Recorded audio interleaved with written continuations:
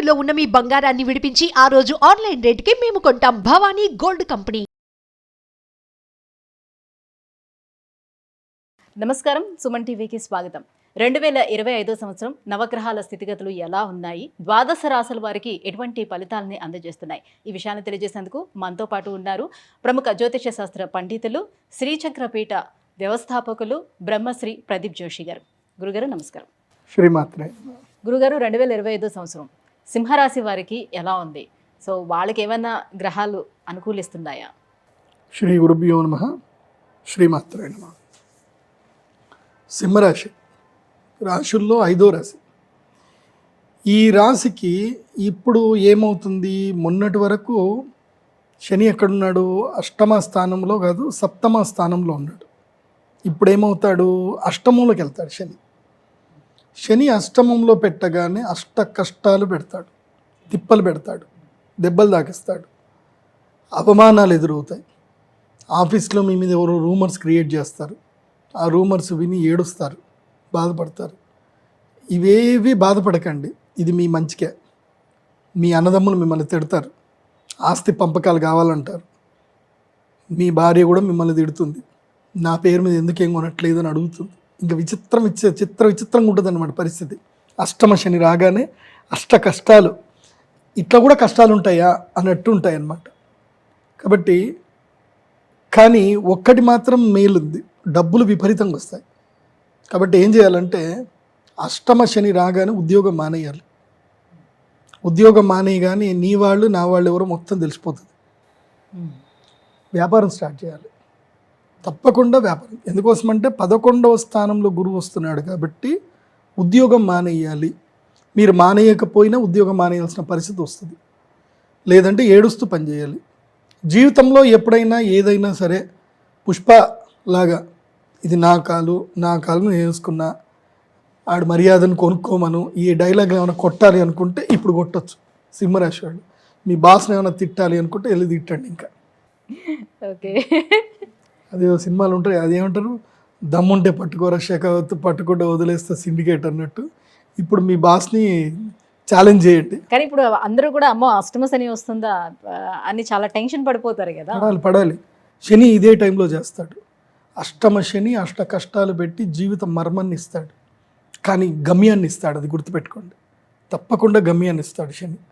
అష్టమ శని ఒక విధంగా మంచిదే, నేను అనుభవించాను కాబట్టి. ఇప్పుడు దేవుడు అంటే ఇప్పుడు ఏలినాటి శని, అష్టమ శని, అర్ధాష్టమ శని, వీటిలో ఏది ఎక్కువ పవర్ఫుల్గా ఉంటుంది, ఏది ఎక్కువ ఇబ్బంది పెట్టేస్తుంది అని? ఒకటి ఏలినాటి శని వ్యక్తిగత స్వేచ్ఛను హరిస్తుంది, వ్యక్తిగతంగా బాగా దెబ్బతీస్తుంది.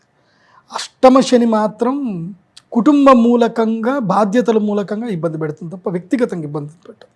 అష్టమ శని మోక్ష జ్ఞానాన్ని ఇస్తుంది, జీవితం యొక్క ఎసెన్స్ నేర్పిస్తుంది, ఒక వైరాగ్యం వస్తుంది. అష్టమ శనిలో ఒక వైరాగ్యం వస్తుంది, కొన్ని నిజాలు తెలుస్తాయి జీవితానికి.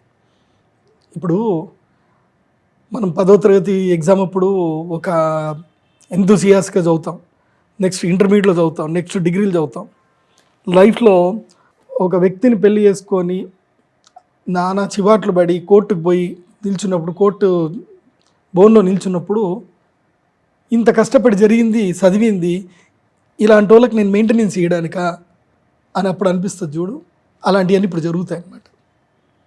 అదేదో మొన్న ఒక ఆయన బెంగళూరు టెక్కి చచ్చిపోయాడు.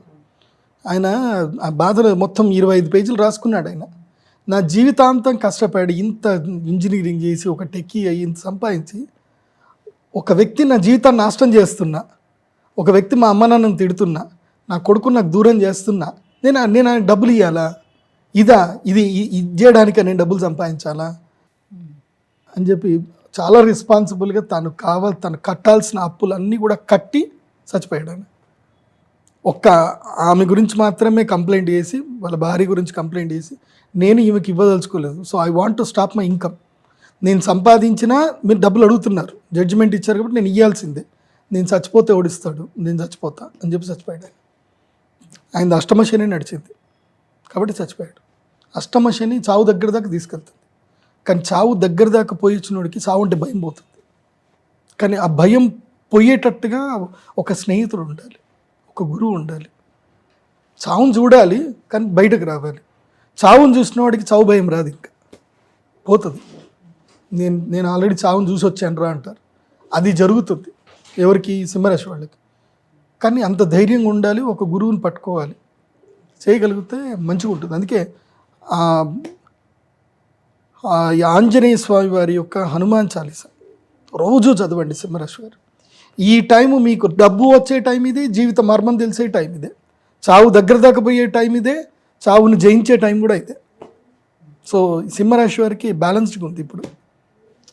సో డబ్బులు అయితే సంపాదిస్తారు. తప్పకుండా ఉద్యోగం మానేయండి. 20-25 వేలు మీకు చాలని ఉద్యోగం ఇట్లా నెల తిరిగేసరికి అన్నిటికీ డబ్బులు అయిపోతున్నాయి అనుకుని ఉంటారు కదా, అందరికీ నమస్తే చెప్పండి. అందరు తిడతారు, అష్టమశని కాబట్టి తిడతారు, ఇంటికి వస్తారు, గొడవలు పెట్టుకుంటారు, అన్నీ చేస్తారు. కానీ తర్వాత టైం మీదే. మెంటల్ ప్రెషర్ పెరుగుతుంది. సుకుమార్ చెప్పాడు కదా, పుష్పాలో వాడు వచ్చి అదేదో అందరూ ముందు వాడు డబ్బులు అడుగుతాడు, వాడు అది అమ్మేసుకొని వచ్చి వాడిని కొట్టుకుంటూ డబ్బులు ఇస్తాడు. సేమ్ అదే సిచ్యువేషన్ మీకు కూడా వస్తుంది. మీకు అనుమానము జరుగుతుంది, అవమానము జరుగుతుంది, తర్వాత దాన్ని మీరు అధిగమిస్తారు కూడా, రెండు జరుగుతాయి.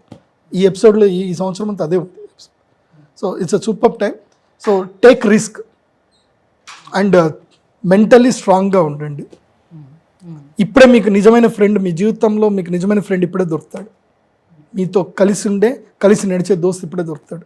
సో పరిహారంగా ఆంజనేయ స్వామి స్తోత్రం చదువు. ఆంజనేయ స్వామి స్తోత్రం చదవండి. ముఖ్యంగా వసంత పంచమి రోజున రాజశ్యామల యాగం చేయండి, మిస్ చేయకండి. వసంత పంచమి అస్సలు మిస్ చేసుకోకండి.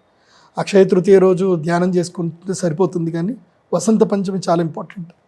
శని మారుతున్నాడుగా, అష్టమ శని ఇబ్బంది పెడతాడు. కానీ అది కూడా చెప్తున్నా, సింహరాశి వాళ్ళు కూడా పెళ్లి చేసుకోవద్దండి. ఈ సంవత్సరం పెళ్లి చేసుకోకండి సింహరాశి, వద్దు. అండ్ ఒకవేళ కనుక సింహరాశి వాళ్ళు ఎవరైనా డిగ్రీ చేస్తున్నారు, బీటెక్లు అయిపోయాయి, మళ్ళీ పీజీ చేద్దాం అనుకుంటున్నారు, don't do PG, direct go in to the business. డబ్బులు సంపాదించడానికి దిగండి, ఇప్పుడు దిగాల్సిందే, రంగంలోకి దిగాల్సిందే.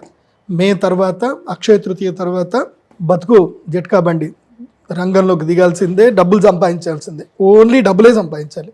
గౌరవము మర్యాద గురించి ఆలోచించకండి.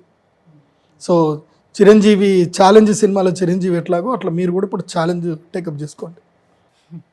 గురుగారు, 2025 సంవత్సరం సింహరాశి వారికి ఎలా ఉండబోతుంది? ఈ విషయాలను తెలియజేసినందుకు ధన్యవాదాలు.